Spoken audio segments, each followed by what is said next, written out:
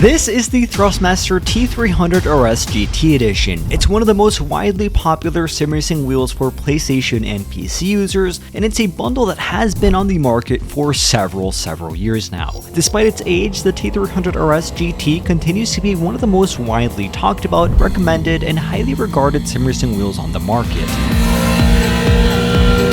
However, with so much recent change, the introduction of entry-level direct drive wheels, and so much more, I was curious to see if this can still hold up in 2024. So Thrustmaster was kind enough to send me a unit, and in this video I'll be reviewing the T300 wheelbase, Gran Turismo wheel rim, and included pedals, telling you all the good, the bad, and whether I would still recommend it to this day. Also, keep in mind that I've linked the lowest price one I could find in the video description, and for discounts on most of the main sim racing manufacturers, check out my website for exclusive codes and my affiliate links. Looking for great deals on sim racing hardware? Make sure to check out simspots.com, where all of the best deals on sim racing, PC, and gaming peripherals are posted daily. Literally, the site is completely free to use, free of ads, and just lets you know of discounted sim racing hardware for you to save some cash. Get into sim racing or upgrade your gear today at simspots.com.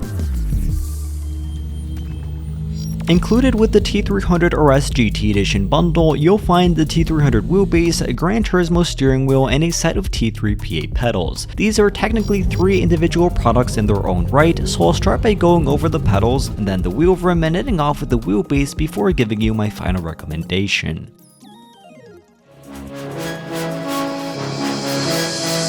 The Thrustmaster T3PA pedals are good in the sense that they provide 3 pedals right from the start, something that many bundles don't do. Made out of an entirely plastic casing, they're definitely not of the highest quality, but the metallic pedal faces do help give them a more refined look.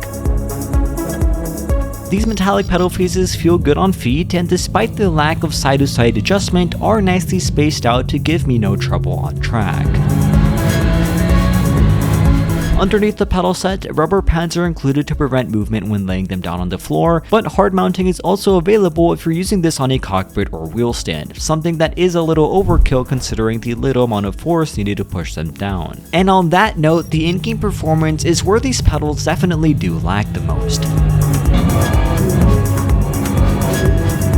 Using a potentiometer-based sensor to register input, the T3PA pedals recognize the travel of the pedal rather than the force acted upon it like a more desirable load cell sensor would. This not only makes being consistent a lot harder, but it also presents reliability concerns as potentiometer sensors take on more wear and tear.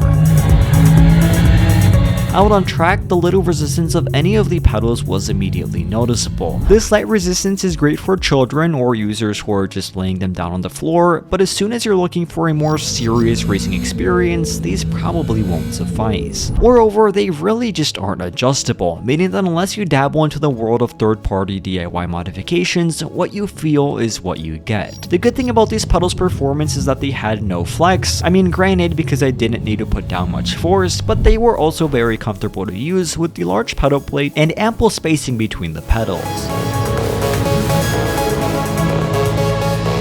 At the end of the day, for a pedal set that comes included as a part of a bundle, I would say that they were good enough back when this was released. But nowadays, with similarly priced bundles from Fanatec and MOZA, including the CSL and SRP pedals respectively, these definitely do fall short. Both the CSL pedals from Fanatec and the SRPs from MOZA have an entirely metal construction, use Hall effect sensors rather than potentiometers, offer load cell brake upgrades, and are of much better quality, again at a similar price. As such, the T3PA pedals were good back in 2016 when this bundle was released, but it's hard to say the same about them today.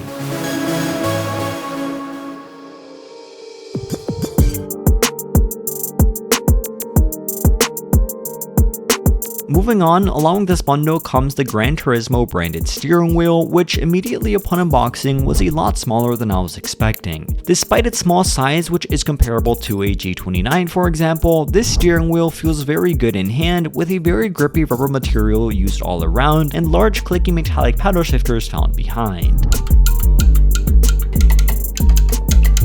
Some, but not a lot of functionalities included, with a total of 9 buttons and a D-pad on the faceplate. The buttons and D-pad have a feel almost exactly the same as any Xbox or PlayStation controller would, and ultimately it does the job. Behind the wheel, you'll find the notorious Thrustmaster quick release system, but more on that when I talk about the wheelbase. Taking this wheelbase out on track, its small size didn't impact me as much as I was expecting, but could present a bigger problem for users with very large hands or for those wanting to exclusively drift or rally.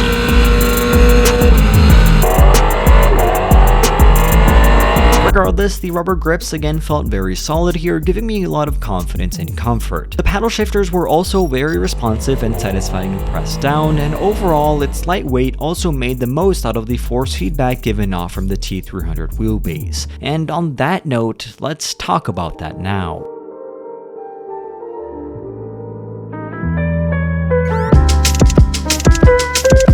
The Thrustmaster T300RS wheelbase has over the years gained a great reputation for giving good performance for money and can be independently bought for around $230 without the pedals and wheel. Most notably, and a huge reason for this wheelbase's popularity, is undoubtedly its PlayStation compatibility, which for the longest time was the only mid-range wheelbase that offered that. Lightweight and relatively small in size, the T300 wheelbase is made entirely of plastic and doesn't look nor feel like a high quality bit of gear. Regardless, its in-game performance is what really counts. Underneath the wheelbase, hard mounting slots are available, and very notably, a table clamp comes included for those playing on a desk, something that many people use this wheelbase on. A small switch on the left-hand side will allow you to put it on either PC or PlayStation mode, and for those wondering if this can be used on Xbox, for that you would be looking at the Thrustmaster TX, which is essentially the exact same wheelbase, but with Xbox compatibility instead of PlayStation. With several vents throughout and using a dual belt force feedback mechanism, I found this wheelbase to stay fairly quiet and practically unnoticeable when wearing headphones. More importantly, I also didn't notice any significant loss in force or performance when using it for longer sessions, albeit that is something that people have reported happening after several months or years of use. This dual belt force feedback mechanism is fairly outdated now, with almost every new wheel now offering direct drive systems, but still it exerts just about 4 Nm of peak torque, which when ramped up on both the in-game and Thrustmaster software is fairly noticeable. It's more than that of the Logitech G29 and Thrustmaster T150, but also less prominent than that of the MOZA R5 and CSL DD, two wheelbases I've both extensively used. In-game, this wheelbase did an okay job. Although the resistance and notably the reaction speed is there, I found it lacked substantially when it came to small roll effects, bumps, curbs, and other similar granular details, which is what direct drive wheels really shine in. More than that, textures were fairly muted, as I could hardly tell the difference when driving on pavement versus grass or gravel, something that is expected since this wheelbase with its technology simply can't replicate those small but precise details. In general though, the wheelbase did give me all the responsiveness I needed to be competitive and know what my car was doing. It's for that reason that a lot of professional drivers are still using wheelbases like this. Although it doesn't provide the same level of immersion and bells and whistles as more powerful direct drive wheelbases do, it does provide all of the core things to the driver. In-game aside, I of course have to mention this wheelbase's quick release system, which I've complained about several times in the past for its lack of actually being quick. Not only do you need a screwdriver, but you must also manually tighten or loosen your wheel, align it so that the pins match exactly, and after all of that, reinsert this small screw, which I lose all the time. All of that is needed to accomplish something that competitors can do in mere seconds and with a lot more stability and confidence. Anyways, that goes without saying that the T300 wheelbase does allow for interchangeable wheel rims, something which actually isn't all that common with Thrustmaster wheelbases.